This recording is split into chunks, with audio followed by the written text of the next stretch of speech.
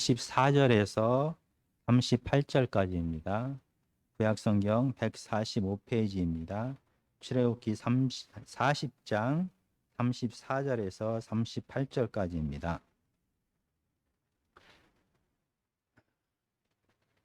그 한국에는 다음과 같은 속담이 있습니다. 물에 빠진 사람을 건져 주었더니 보따리를 내놓으라 한다라는 속담이 있습니다. 자기가 도움을 받은 것은 생각하지 아니하고 자기의 피해를 도움을 준 사람에게 요구한다라는 그런 뜻입니다. 아마 저희가 살아가면서 이런 경우를 간혹 겪게 됩니다. 그런데 만약 물에서 구원을 받은 사람이 사랑하는 여러분의 배우자이거나 여러분의 자녀이면은 이 상황이 조금 달라집니다. 물에서 구원을 받은 다음에 그 자녀가, 그 배우자가 목걸이나 귀걸이나 스마트폰을 잃어버리거나 망쳤다라고 여러분에게 얘기를 합니다. 그러면은 여러분은 어떻게 반응을 하십니까? 목숨 구해준 것도 감지덕지지 뭘 그런 걸 구해라고 얘기를 하지 않습니다. 살아있는 것만으로도 너무나 감사합니다. 그리고 잃어버린 것을 분명히 더 좋은 것으로 사줄 것입니다. 그리고 한 가지를 아마 더 할 거라고 생각합니다. 함께 올림픽 수영장에 가서 우리 수영을 배우자라고 분명히 얘기를 할 겁니다. 지금 이스라엘 백성들은 다시 시내산에 있습니다. 살아계신 하나님께서 모세를 통하여 하나님의 거처 성막을 지으라라고 명령하셨습니다. 온 이스라엘 백성들은 이 하나님의 성막 건축에 참여합니다. 부자나 가난한 자나 자기가 가지고 있는 소중한 예물을 하나님 앞에 드렸습니다. 뛰어난 재능을 가진 사람이나 사람들이 보기에 하잘 것 같은 재능을 가진 사람도 모두 다 이 성막 건축에 참여하였습니다.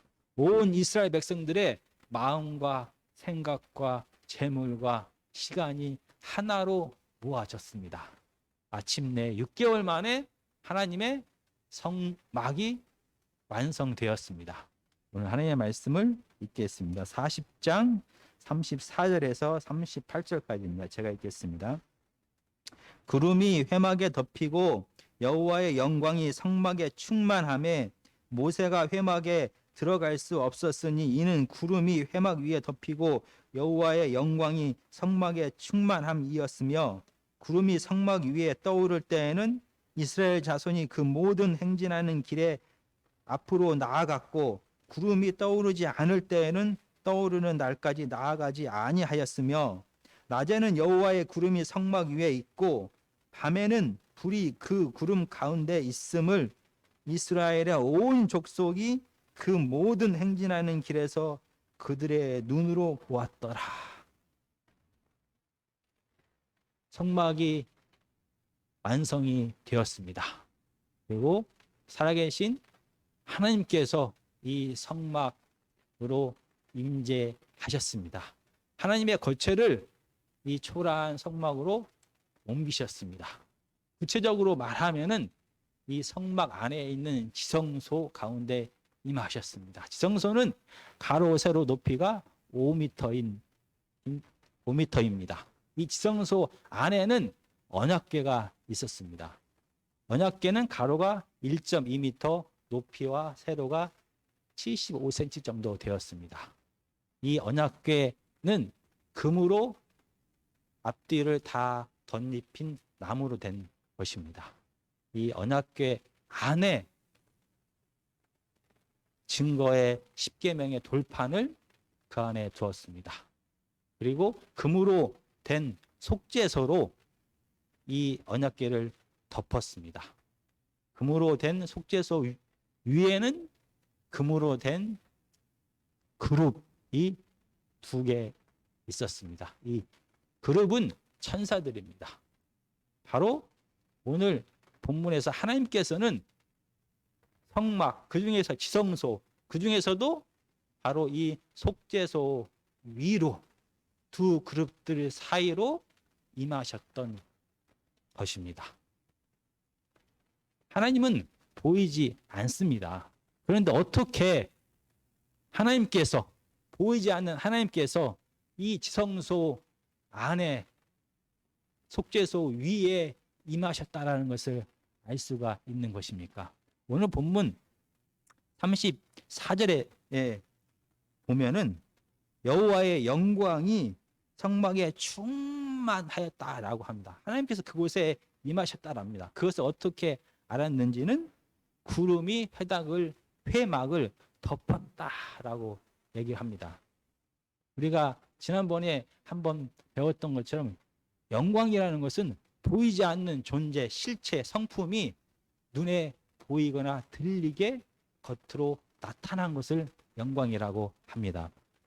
하나님은 보이지 않습니다. 그러나 하나님이 이곳에 임재하여 계시다라는 것을 하나님의 소리, 천둥 소리, 번개 소리, 구름, 안개, 지진 등을 통하여 사람들은 눈으로, 귀로 경험하게 됩니다.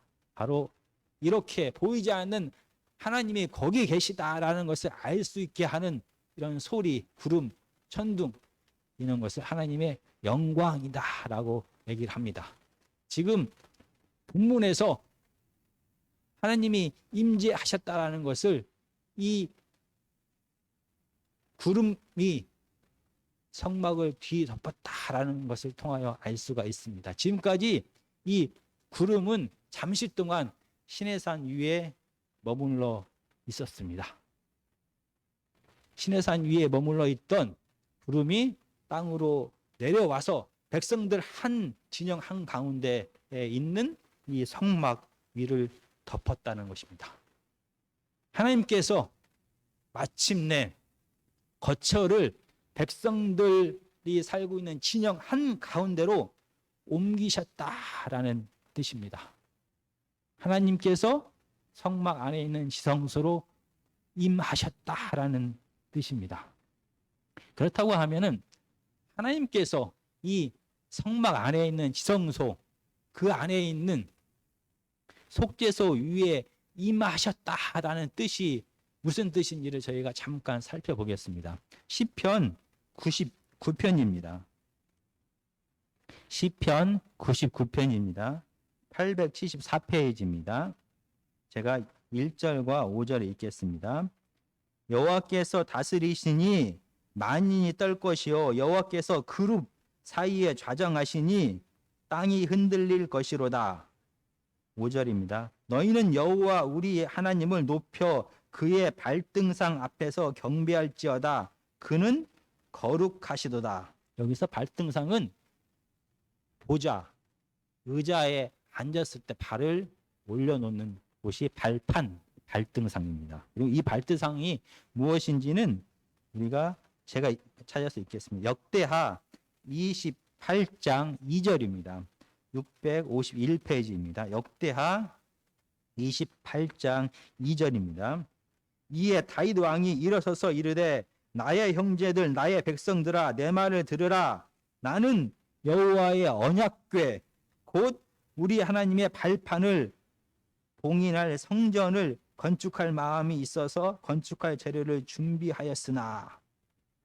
바로 지성소 안에 있는 언약궤가 하나님의 발등상, 발판이다 라는 것입니다.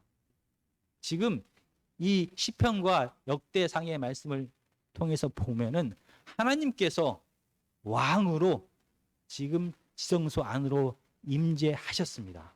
그리고 이 그룹들 사이에 좌정하셔서 앉으셨습니다. 그리고 바로 이 속죄소를 덮고 있는 속죄소 밑에 언약궤가 하나님의 발판인 것입니다. 하나님은 그곳에 물론 이 지금 지성소에는 보좌는 만들어 있지 않습니다.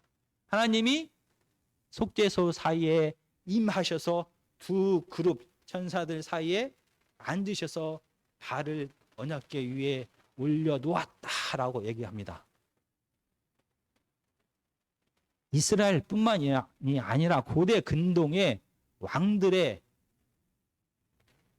보좌의 모습을 다 같이 이렇게 공통적으로 기록을 합니다. 보좌 밑에는 그룹들이 있습니다. 그룹은 천사이거나 스핑커스이거나 시중드는 사람들입니다. 왕은 바로 이 보좌들, 그룹들 사이에 보좌를 두고 그곳에 앉습니다. 그리고 발판 위에다가 발을 올려 놓습니다. 그 발판이 바로 발등상이 바로 언약궤라는 것입니다. 오늘 본문에서 마침내 하나님께서는 이스라엘이 만든 지성소 안으로 왕으로 임하셨다라는 것입니다. 출애굽기 1장에서 시작된 하나님의 구원의 역사가 출애굽기 40장 마지막에서는 하나님이 이스라엘을 애굽의 노예에서 구원하셨을 뿐만이 아니라 구원하신 다음에 그대로 내버려 두신 것이 아니라 구원하신 그들을 다스리기 위하여 왕으로 지성소에 임하시는 모습으로 출애굽기를 마감합니다. 이렇게 살아계신 하나님께서는 애굽에서 고통당하는 이스라엘 백성들을 구하셨습니다. 그리고 그들을 구하셨으니 너희들 마음대로 너희들이 알아서 해. 그 나머지는 이제 너희들의 몫이다 라고 내버려 두지 아니하시고 그들을 직접 통치하시고 다스리고 함께하기 위하여 이스라엘 백성이 지은 지성소로 왕으로 통치자로 임하신 것입니다. 그런데 우리가 이 본문의 말씀을 보면서 한 가지 궁금한 것이 생깁니다. 하나님은 분명히 사람이 아니십니다. 하나님은 시간과 공간을 초월하시는 창조주 하나님이십니다. 하나님은 육체가 아니라 영이십니다. 굳이 하늘 보좌를 버리시고 사람이 만든 이 땅에 광야에 초라한 7평 정도가 조금 넘는 지성소로 임하실 이유가 없습니다. 하나님은 이 초라한 지성소로 임하지 않고서도 이스라엘 백성들을 가나안 땅으로 인도할 수가 있습니다. 살아계신 하나님은 이 초라한 7평 정도밖에 안 되는 지성소로 거처를 옮기지 않고도 이스라엘 백성들을 다스릴 수가 있습니다. 지금까지 출애굽하는 모든 과정에서 하나님께서는 그렇게 하셨습니다.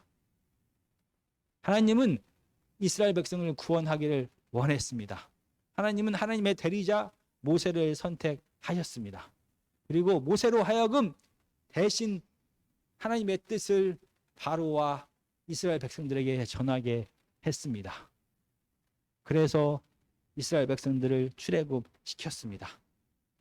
이스라엘 백성들이 홍해 앞에서 죽음 앞에서 두려워할 때도 구름 기둥 가운데 임하셔서 그들을 마치 바다를 육지같이 건너게 하셨습니다. 홍해를 건넌 다음에도 하나님은 불 기둥과 구름 기둥 가운데 임재하시면서 이스라엘 백성들을 보호하셨습니다. 그리고 하나님은 모세를 통하여 만나와 메추라기와 물을 공급하셨습니다. 그리고 하나님께서는 여전히 이스라엘 백성들과 동행하면서 지금 이스라엘 백성을 시내산까지 인도했습니다. 살아계신 하나님, 영이신 하나님, 시간과 공간을 초월하시는 하나님은 굳이 하나님의 거처를 이 광야의 초라한 이동식 천막으로 옮기지 않더라도 지금까지 구원의 사역을 잘 감당해 오셨습니다. 그럼에도 불구하고 출애굽기 40장은 하나님께서 사람이 만든 초라한 지성소에 임재하셔서 왕으로 임재하시는 것으로 출애굽기를 마칩니다. 왜 살아계신 하나님, 시간과 공간을 초월하시는 하나님께서 하늘 보좌를 버리시고 사람이 만든 초라한 지성소로 거처를 옮기셨을까요?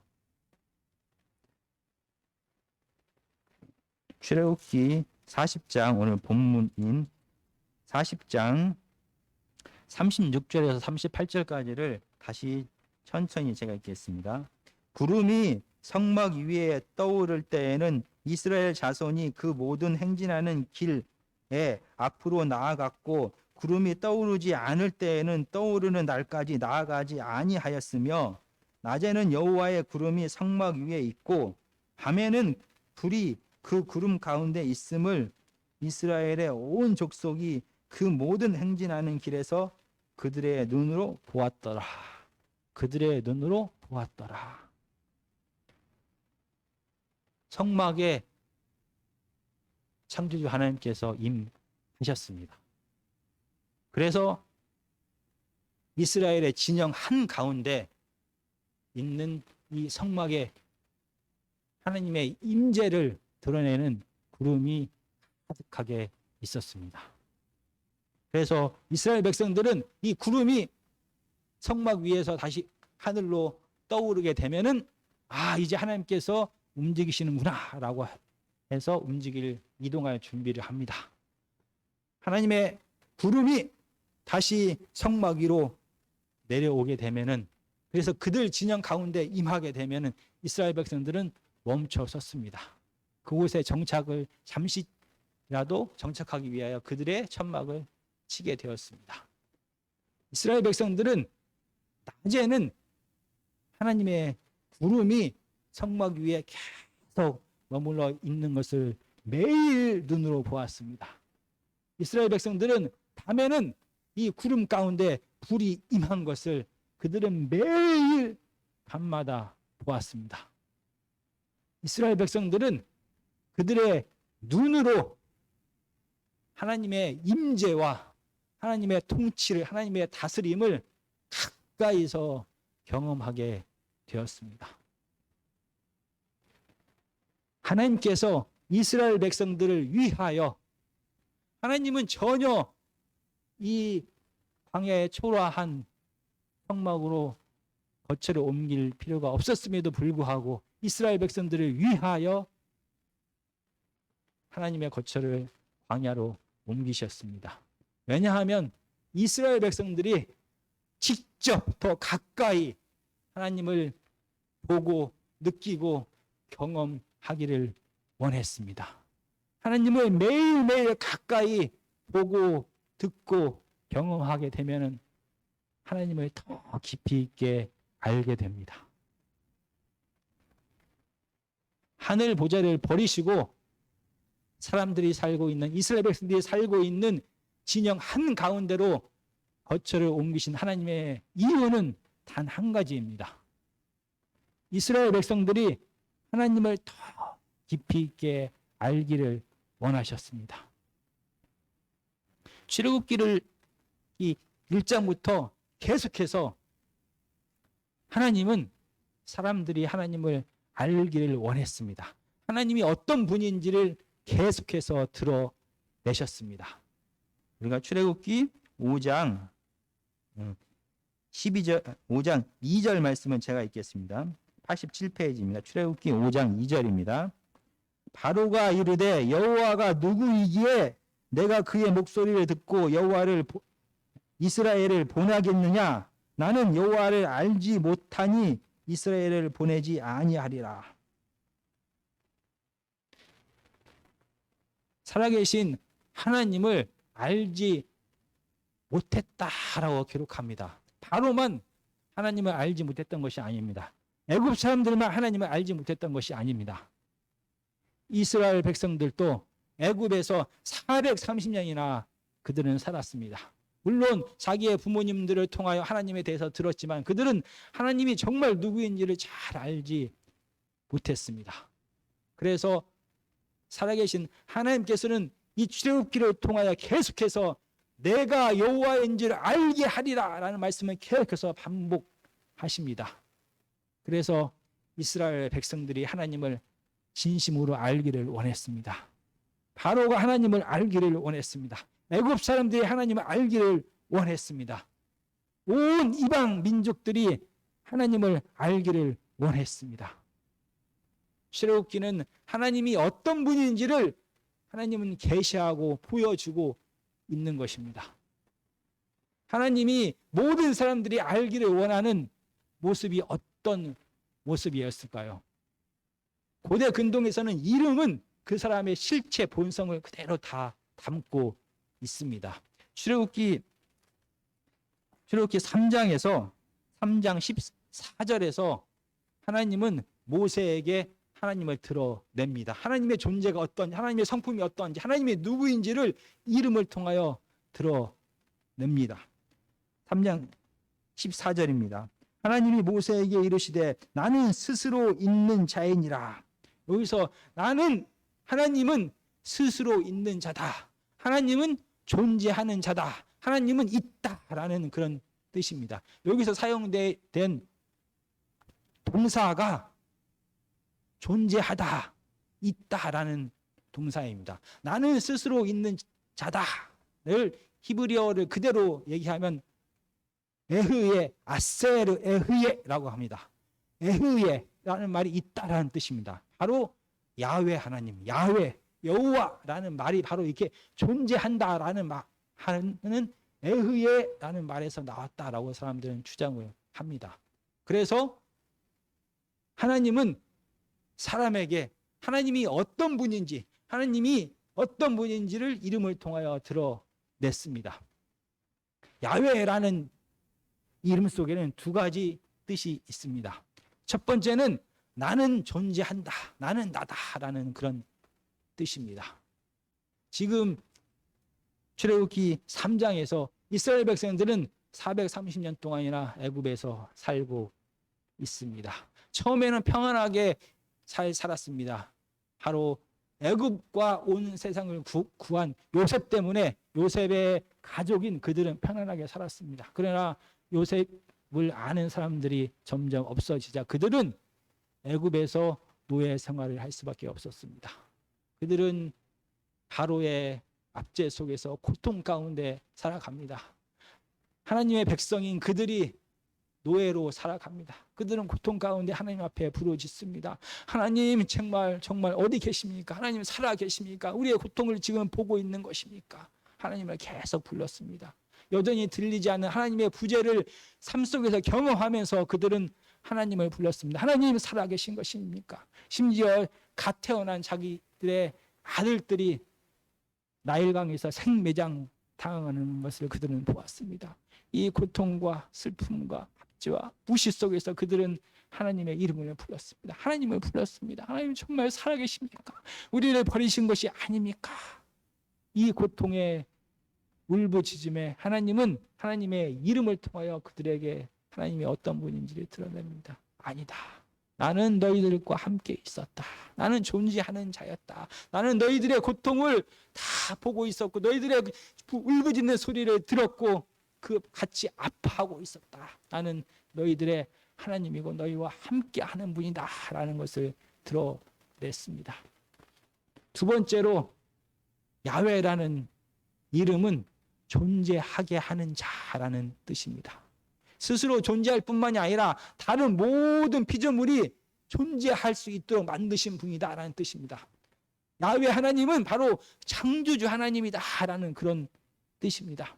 야훼 하나님은 바로 구원자다라는 그런 뜻입니다.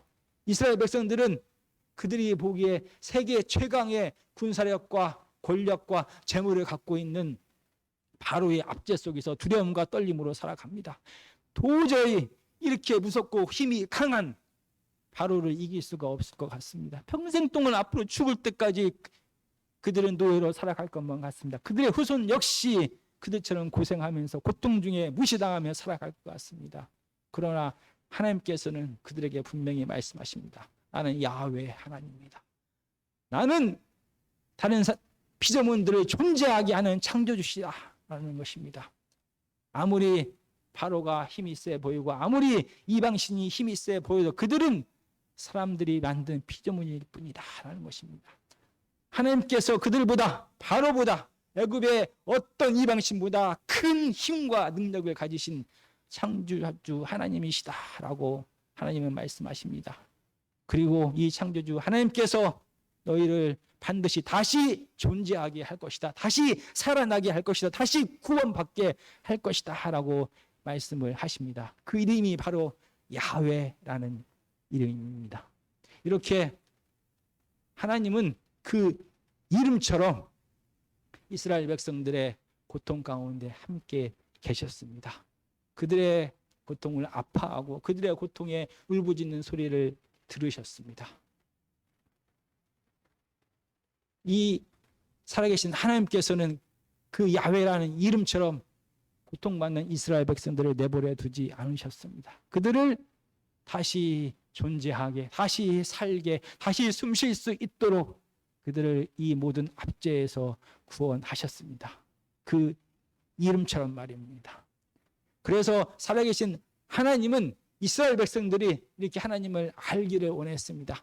하나님이 그들과 늘 함께 하셨고 함께 하시고 앞으로도 영원히 그들과 함께 하실 야훼 하나님이라는 것을 하나님은 이스라엘 백성들이 알기를 원했습니다. 하나님은 이스라엘 백성들이 그들이 고통 가운데 어둠 가운데 살아갈 때 그들을 내버려 두는 것이 아니라 마침내 하나님의 능력으로 그들을 구원할 창조주 하나님이시다는 것을 이스라엘 백성들이 알기를 원했습니다. 그러나 출애굽한 이스라엘 백성들은 이 짧은 6개월의 광야 생활 동안 하나님을 잊었던 적이 너무나 많이 있었습니다. 출애굽기 17장입니다. 17장 7절을 제가 읽겠습니다. 그가 그곳 이름을 마사 또는 무리바라 불렀으니 이는 이스라엘 자손이 다투었으며 또는 그들이 여호와를 시험하여 이르기를 여호와께서 우리 중에 계신가 안 계신가 하였습니다. 지금 이스라엘 백성들은 하나님의 능력으로 홍해를 육지처럼 가르는 경험을 체험했습니다. 그들은 출애굽하면서 가져왔던 모든 식량이 다 떨어지게 되었을 때 능력의 하나님, 살아계신 창조주 하나님께서 만나와 메추라기를 통하여 그들을 공급하심을 경험했습니다. 지금 마사에서는 물이 없었습니다. 그날 아침에도 그날 새벽에도 하늘에서 광야에 만나가 내렸습니다. 여전히 하늘에는 구름 기둥이 있고 그 안에 하나님이 존재하고 계셨습니다. 그러나 이스라엘 백성들은 멀리 계신 이 하나님을 당장 눈앞에 보이는 어려움 가운데서 잊어버렸습니다. 그래서 하나님이 계신지 모르겠다라고 이렇게 얘기를 합니다. 이뿐만이 아닙니다. 이스라엘 백성들은 이 모든 구원의 사역을 하신 하나님을 잊어버렸습니다. 그래서 출애굽기 32장 1절에 보면은 모세가 그들을 애굽에서 구원했다라고 얘기를 합니다. 물론 보이지 않는 하나님께서 대리인인 모세를 통하여 일하셨습니다. 바로에게 가서 이스라엘 백성들을 내놓으라고 말한 사람도 모세였습니다. 10가지의 재앙을 내리겠다라고 바로에게 이스라엘 백성들에게 전한 사람도 모세였습니다. 모세의 말처럼 그 일이 실질적으로 벌어졌습니다. 그럼에도 불구하고 보이지 않는 하나님께서 행하신 것입니다. 그러나 이스라엘은 눈으로 보이는 것만을 믿는 연약한 믿음을 가졌습니다. 그래서 홍해가 갈라질 때도 그들의 눈에 보이는 것은 모세의 지팡이밖에 보이지 아니했습니다. 만나가 내리고 바위가 갈라져서 물이 났을 때도 그들의 눈에는 일하는 모세만 보였습니다. 아말렉과의 전쟁에서 승리할 때도 그들의 눈에는 손을 들고 있는 모세만 보였습니다. 당연한 것입니다. 그래서 그들은 이 모든 구원의 역사를 하나님이 아닌, 보이지 않는 하나님이 아닌 보이는 모세가 했다라고 생각을 하고 그렇게 고백을 했습니다. 당연한 것입니다. 왜냐하면 그들은 이제 겨우 하나님을 경험한 것이 몇 개월밖에 되지 않습니다. 그들이 하나님의 살아계심을, 함께 하심을 하나님이 보이지 않는 순간에도 믿을 만한 믿음을 갖지 못했습니다. 그들은 이제 겨우 몇 개월 전에 하나님을 만나서 하나님을 알아가고 있습니다. 그들은 이제 갓 태어난 어린 아이와 같은 존재였습니다. 어린 아이들은 눈에 보이는 것만을 믿게 됩니다. 바로 그런 어린 아이와 같은 이스라엘 백성이 하나님의 살아계심을, 함께 하심을 의심하는 것은 어쩌면 당연한 일이었습니다. 그런 어린아이와 같은 이스라엘 백성들이 하나님이 구원하는 것이 아니라 눈에 보기에 실질적으로 일을 한 것처럼 보이는 모세에게 집중하는 것은 당연한 것입니다. 그들은 겨우 하나님을 만난 이제 어린아이에 불과했기 때문입니다. 이런 이스라엘 백성들을 하나님은 미워하고 내버려 두신 것이 아니라 그들을 여전히 사랑하시고 그들의 연약함을 불쌍히 여기셨습니다. 하나님께서 택하신 방법은 그들과 더 멀어지는 것이 아니라 어린아이와 같이 눈에 보이는 것만을 믿을 수밖에 없는 그들에게 어린아이처럼 하나님은 다가가셨습니다. 더 가까이 그들에게 다가가셨습니다. 하늘 보좌를 버리시고 이스라엘 백성들이 살고 있는 이 진영 한가운데로 거처를 옮기셨습니다. 그래서 매일매일 더 가까이서 멀리 하늘에 떠있는 불기둥과 구름기둥이 아니라 그들의 진영 한가운데 하나님의 존재를 볼 수 있도록 그들에게 더 가까이 다가가셨습니다. 이렇게 하나님을 매일 그들은 눈으로 가까이서 보게 됩니다. 경험하게 됩니다. 하나님을 더 보게 되고 더 많이 경험하게 되면 하나님이 진짜 누구인지를 자연스럽게 알게 됩니다. 하나님을 더 깊이 있게 알게 되면 될수록 사람들은, 이스라엘 백성들은 하나님을 경외할 수밖에 없습니다. 하나님을 더 진심으로 사랑할 수밖에 없습니다. 하나님을 더 진심으로 사랑하게 되면 하나님의 율법에 충실할 수밖에 없습니다. 하나님의 율법을 충성되게 지킬 수밖에 없습니다. 하나님의 율법을 충성되게 지켰을 때 하나님과의 언약 관계는 유지가 되고 이스라엘 백성들은 생명 되신 하나님 안에 머물게 됩니다. 지금 이스라엘 백성들은 어디에 있습니까? 그들은 광야에 있습니다. 광야는 생명이 없는 죽음의 땅입니다. 어둠의 땅입니다. 악령이 지배하는 땅입니다. 이스라엘 백성들은 출애굽해서 애굽의 노예 상태에서 구출됐지만 이 죽음과 같은, 어둠과 같은 광야를 지나야만 합니다. 이스라엘 백성들은 아직 연약한 어린 아이와 같습니다. 하나님은 그들을 홀로 둘 수가 없었습니다. 하나님의 거처를 하늘에서 이 초라한 지성소로 옮기면서까지 하나님은 이스라엘 백성들이 하나님을 알기를 원했습니다. 하나님을 알게 되고 하나님을 사랑하게 되고 하나님의 말씀을 지키게 되고 그래서 생명이 되신 하나님 안에 영원히 거하게 될 때 이 죽음과 같은 광야에서 살아남을 수가 있는 것입니다.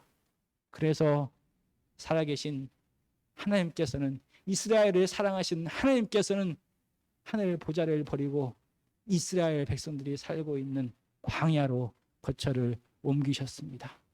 그리고 이스라엘 백성들이 이 죽음과 같은 땅, 어둠의 땅, 이 광야를 어떻게 살아가야 될지를 하나님께서는 이스라엘 백성들과 함께 동행하면서 함께 손잡고 살아가면서 하나씩 가르치게 됩니다. 이 광야에서 하나님의 백성으로 사는 것이 무엇인지를 조금씩 배우게 될 것입니다. 그래서 살아계신 천지를 창조하신 하나님께서는 하늘 보좌를 버리시고 이 초라한 7평도 안 된 사람이 지은 이동식 천막으로 거처를 옮기셨던 것입니다. 오늘 하나님의 말씀을 다시 한번 정리하겠습니다. 사람이 지은 성막에 살아계신 하나님께서 임재하셨습니다. 그 이유는 단 한 가지입니다. 이스라엘 백성들을 너무나 사랑하셨습니다. 이스라엘 백성들이 출애굽해서 가나안까지 가기 전까지 이 죽음과 같은 어둠이 있고 사망이 있고 마귀가 지배하는 광야를 지나야만 합니다. 이 어린아이와 같은 이스라엘 백성들은 혼자 될 수가 없었습니다. 그래서 하나님은 하늘의 보좌를 버리시고 이스라엘 백성들을 이 살고 있는 광야로 거처를 옮기셨습니다. 그래서 그들로 하여금 하나님이 누구인지 더 가까이에서 보고 경험하게 하셨습니다. 그리고 하나님의 백성이 이 하나님이 없는 것처럼 보이는 이 광야를 어떻게 살아가야 될지를 직접 손잡고 함께 걸어가면서 그들에게 가르치셨던 것입니다.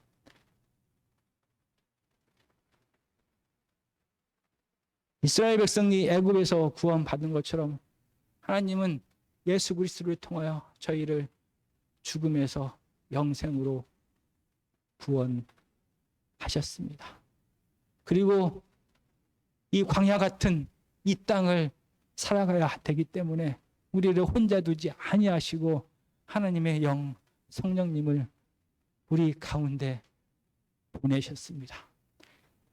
하나님께서 우리와 늘 함께 하시면서 우리의 아픔과 고통과 병든과 외로움과 두려움을 다 보고 계십니다. 다 알고 계십니다. 우리가 외로워서 절망 가운데 부르짖는 소리를 다 듣고 계십니다. 하나님은 우리를 포기하시는 분이 아닙니다. 하나님은 우리를 내버려 두는 분이 아닙니다. 하나님은 이 광야 같은 삶을 살아가는 우리를 구원하셨을 뿐만이 아니라 우리와 함께하기 위하여 성령으로 우리 안에 거하십니다. 그리고 우리들이 이 땅을 살아가면서 겪는 어려움과 고통의 문제를 살아계신 하나님께서 다스리고 변화시키고 창조하시면서 우리의 삶을 바꿔 가고 계십니다. 하나님이 여전히 우리와 함께 계시고 그 하나님이 여전히 우리를 포함한 온 세상을 다스리고 계심에도 불구하고 우리는 조그마한 고난과 어려움만 만나도 이스라엘 백성들처럼 하나님을 잊어버립니다. 마치 하나님이 없는 것처럼 두려워 떱니다.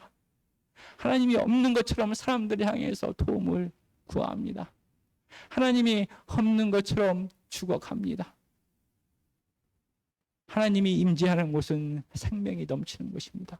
하나님이 우리 안에 임재해 있음에도 불구하고 우리가 하나님을 알지 못하고 인정하지 않음을 통하여 우리의 삶은 하나님이 없는 죽음과 같은 광야가 되어버리는 것입니다. 이런 우리들을 하나님은 불쌍하게 생각하십니다. 그래서 여전히 하나님께서 살아계심을, 하나님께서 우리를 다스리고 계심을, 이 땅을 다스리고 계심을 알게 하십니다. 하나님의 말씀을 통하여 우리가 기도 가운데, 찬양 가운데, 예배 가운데, 다른 사람들과의 교제를 통하여 살아계신 하나님께서 만드신 창조물을 통하여 하나님이 여전히 살아계시고 우리와 함께 계시고 여전히 이 땅을 다스리고 계심을 우리로 하여금 알게 하십니다. 정말 우리가 눈 떠서 귀 열어서 하나님께서 우리와 함께 계신 걸 볼 수 있었으면 좋겠습니다. 우리가 눈 열고 귀 열어서 하나님께서 우리에게 말씀하시는 것을 들을 수 있었으면 좋겠습니다. 여전히 하나님께서 너희와 함께 계시다라는 그 음성을 들었으면 좋겠습니다. 내가 너희를 여전히 사랑하고 있고 내가 여전히 너와 함께하고 있고 내가 이 모든 상황을 변화시킬 것이다. 바꿀 것이다. 너에게 다시 생명을 줄 것이다. 고치실 것이다. 회복시키실 것이다. 하는 그 음성을 듣는 우리가 되었으면 좋겠습니다. 우리가 눈 막고 귀 막지 않고 하나님의 살아계심을 맛볼 수 있도록 하나님께 우리의 눈을 열어달라고 우리가 기도하는 우리가 되었으면 좋겠습니다. 살아계신 하나님께서 분명히 우리의 간구에, 우리의 기도에, 우리의 울부짖음에, 우리의 고통에 반응하실 것입니다. 그분은 우리를 사랑하시는 아버지이기 때문입니다. 우리를 구하셨을 뿐만이 아니라 내버려두지 않고 여전히 함께 동행하면서 우리와 손잡고 지금 이 광야 같은 삶을 가고 계십니다. 여러분이 어디에 있든지 어떤 모습으로 살아가든지 그곳에 분명히 하나님께서 함께 가십니다. 여러분만 가고 멀리서 능력만 하신 그분이 지켜보는 것이 아니라 우리들을 위하여 우리가 보고 느끼고 만질 수 있도록 우리 삶 한가운데 분명히 임하셔서 우리와 동행하실 것입니다. 그 하나님을 더 깊이 알아가는 저와 여러분이 되었으면 좋겠습니다. 하나님의 말씀을 생각하시면서 찬송가 453장을 부르시겠습니다.